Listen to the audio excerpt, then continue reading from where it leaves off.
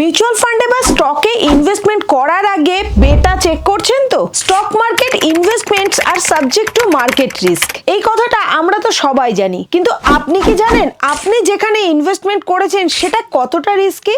বেটা স্টক মার্কেটের একটা গুরুত্বপূর্ণ টার্ম। এই বেটার দ্বারা আমরা বুঝতে পারি যে আমরা যেখানে ইনভেস্টমেন্ট করেছি সেটা কতটা রিস্কি, অর্থাৎ ইনভেস্টমেন্টের রিস্ক মাপতে সাহায্য করে বেটা। আজকের এই ভিডিওতে আমরা বেটা সম্পর্কে সম্পূর্ণ তথ্য জানবো। বাই দ্য ওয়ে, আমি Sabrika Debroy, director of PhD capital, and PhD Capital is a SEBI registered, APME registered and AMFI registered, and I have also done some NISM certifications like equity derivative, currency derivative, commodity derivative, PMS distributor, mutual fund distributor. So friend, আজকের এই ভিডিওতে আমরা বেটা সম্পর্কে সম্পূর্ণ তথ্য জানবো, কিভাবে আমরা বেটাটা ইউজ করব সেটাও কিন্তু জানবো।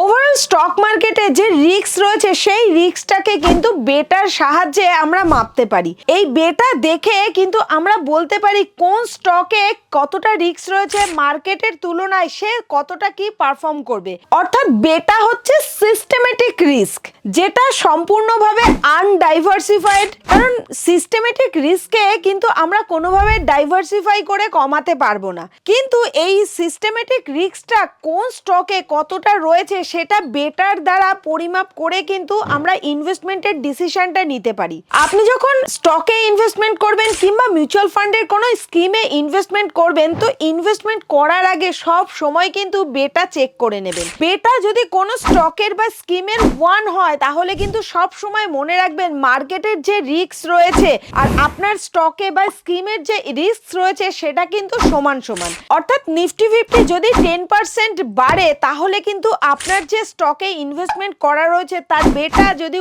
1 হয় তাহলে সেই স্টকও কিন্তু 10% বাড়বে। আর নিফটি 50 যদি 10% ডাউন হয় তাহলে কিন্তু আপনার যে স্টকে ইনভেস্টমেন্ট রয়েছে সেটাও কিন্তু 10% ডাউন হবে। অর্থাৎ 1 মানে বুঝে নেবেন যে মার্কেটের যে রিস্ক আর আপনার স্টক বা স্কিমের যে রিস্ক সেটা কিন্তু সমান সমান। কিন্তু বেটা যদি গ্রেটার দ্যান 1 হয়, অর্থাৎ ধরুন কোন স্টকের বেটা রয়েছে 1.5, তাহলে সেক্ষেত্রে কিন্তু নিফটি 50 যদি 10% বাড়ে তাহলে আপনার ওই স্টক বা স্কিম কিন্তু 15% বাড়বে। আবার অন্যদিকে যদি নিফটি 50 10% ডাউন হয় তাহলে কিন্তু আপনি যে স্টকে বা স্কিমে ইনভেস্টমেন্ট করেছেন সেটাও কিন্তু 15% কমে যাবে। অর্থাৎ বুঝতেই পারছেন গ্রেটার দ্যান 1 কিন্তু সব সময় অতিরিক্ত রিস্কি বোঝায়। আর যদি আপনি যে স্কিমে ইনভেস্টমেন্ট করেছেন বা স্টকে ইনভেস্টমেন্ট করছেন তার বেটা 0 দেখায়, তার মানে আপনাকে বুঝতে হবে যে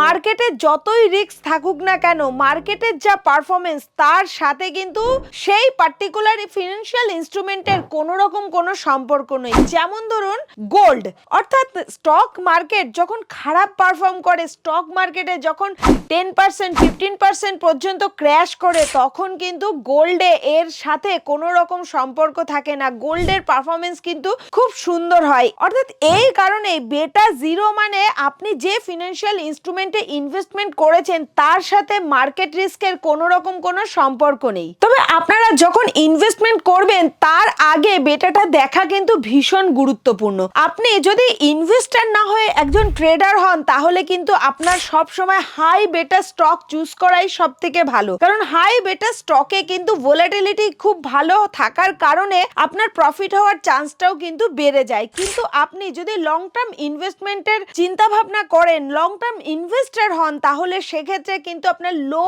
বেটা স্টক চুজ করাটা ভীষণ ভালো হবে, কারণ লং টার্মের ক্ষেত্রে ভোলাটিলিটি কম হবে, আপনি স্টেবল রিটার্ন পাবেন এবং আপনি সেই সাথে খুব সুন্দরভাবে ওয়েলথ ক্রিয়েট করতে পারবেন। এই কারণে আপনার ইনভেস্টমেন্ট করার আগে বেটা চেক করাটা কিন্তু ভীষণ গুরুত্বপূর্ণ। তবে একটা কথা কিন্তু সব সময় মনে রাখবেন, ইনভেস্টমেন্ট করার আগে শুধুমাত্র বেটা চেক করলেই হবে না, কারণ শুধুমাত্র রিস্ক দেখলে কিন্তু হবে না, রিস্কের সাথে কিন্তু রিটার্নটাও আমাদেরকে দেখতে হবে। তাই অতি অবশ্যই কোনো স্টকে বা স্কিমে ইনভেস্টমেন্ট করার আগে সেই স্টকের বা স্কিমের বেটা, স্ট্যান্ডার্ড ডেভিয়েশন, শার্পে রেশিও, শর্টিনো রেশিও অতি অবশ্যই চেক করা দরকার। তবে অবশ্যই মনে রাখবেন আপনি যখন কোনো স্টকে ইনভেস্টমেন্ট করছেন কিংবা কোনো মিউচুয়াল ফান্ড স্কিমে ইনভেস্টমেন্ট করছেন তখন রিস্ক মাপার জন্য যেমন বেটা চেক করা দরকার, সেই সাথে কিন্তু আপনার রেওয়ার্ডটাও চেক করা দরকার। সেই কারণে শুধুমাত্র বেটা চেক করে ইনভেস্টমেন্ট করলে কিন্তু ডিসিশনটা ভুল নেওয়া হবে। আপনার ইনভেস্টমেন্টের আগে অতি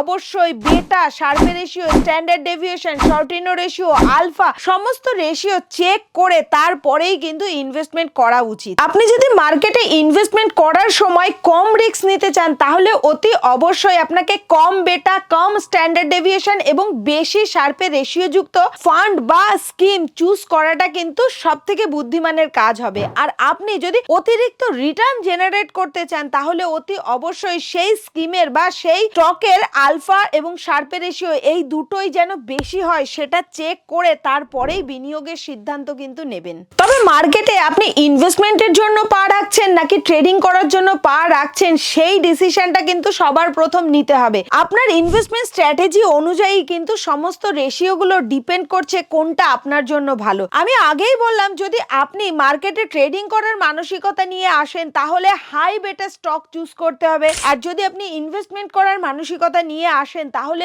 লো বেটা স্টক কিন্তু আপনার চুজ করা সবথেকে ভালো। এরকম আরো ফিনান্স রিলেটেড টিপস পেতে আমাদের পিএইচডি ক্যাপিটালের চ্যানেলটিকে সাবস্ক্রাইব করতে কিন্তু ভুলবেন না। আর অতি অবশ্যই যদি আপনি পিএইচডি ক্যাপিটালের গাইডেন্স পেতে চান এবং পিএইচডি ক্যাপিটালের সাথে আপনার বিনিয়োগের জার্নিটা শুরু করতে চান তাহলে গুগল প্লে স্টোর থেকে আমাদের পিএইচডি ক্যাপিটালের অ্যাপটি ডাউনলোড করতে ভুলবেন না। এবং আপনি যদি অ্যাপেল ইউজার হন তাহলে অ্যাপ স্টোর থেকে আমাদের পিএইচডি ক্যাপিটালের অ্যাপটি ডাউনলোড করে কেওয়াইসি প্রসেসটা কমপ্লিট করার পরেই কিন্তু এসআইপি শুরু করতে পারবেন। আর কোনো রকম সহযোগিতার প্রয়োজন হলে আমাদের স্ক্রিনে দেওয়া ফোন নম্বরে যোগাযোগ করতে কিন্তু ভুলবেন না। আজ এই পর্যন্ত, দেখা হবে পরবর্তী কোনো ভিডিওতে। ততক্ষণ পর্যন্ত ভালো থাকবেন, সুস্থ থাকবেন।